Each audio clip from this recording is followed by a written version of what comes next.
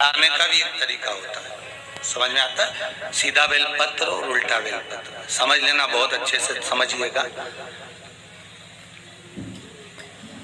शिव जी के सम्मुख में शंकर भगवान के शिवलिंग पर जब बेलपत्र चढ़ता है तो बेलपत्र का जो सीधा भाग होता है वो शिव जी के शिवलिंग पर होना चाहिए, उल्टा भाग होना चाहिए।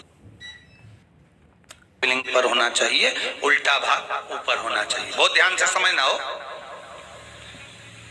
जब नंदीश्वर को बेलपत्र चढ़ाते हो, नंदी जो बाहर होता है उसको बेलपत्र चढ़ाते हो, तो नंदी को दो जगह बेलपत्र चढ़ती है, आपको ध्यान में होगा। पहली बेलपत्र नंदी को जब चढ़ती है तो नंदी के सामने चढ़ती है, तो उसका बेलपत्री का जो डंडी का मुख है वो नंदी की ओर होता है और बेलपत्री की पत्ती का मुख शंकर जी की ओर होता है। समझ में आ रहा है सबको? डंडी का मुख, जैसे नंदी ऐसे बैठा है तो डंडी का मुख नंदी की ओर होगा, पत्ती का मुख शिव के, और ये सीधी की सीधी नंदी के सामने नीचे रखा जाती है, नंदी के सामने। और एक बेलपत्र जब नंदी के ऊपर चढ़ती है तो डंडी का मुख शिव जी के ऊपर होता है और इस पत्ती का मुख नंदी के सिर पर नंदी की ओर होता है। ये दोनों में बहुत अंतर है महाराज।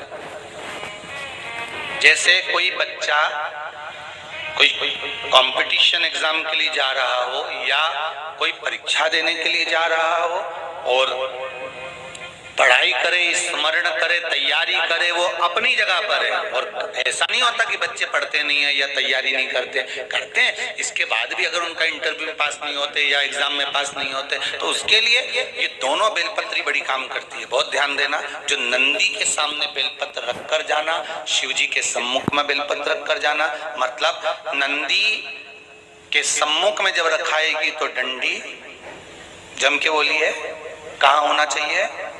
नंदी की ओर।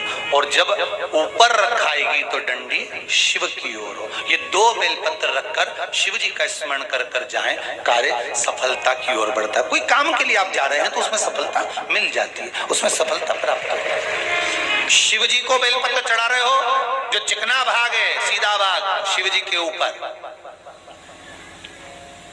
शंकर भगवान के ऊपर। थाली में अगर शिवलिंग का निर्माण कर रहे हो, पार्थिव शिवलिंग का निर्माण कर रहे हो, तो थाली में जब बेलपत्र रखोगे तो सीधी रखोगे, फिर उसके ऊपर शिवलिंग का निर्माण। अगर आप निर्माण करते हैं पार्थिव शिवलिंग का और बनाते हैं बेलपत्र का नीचे चढ़ाने का भी एक तरीका होता है।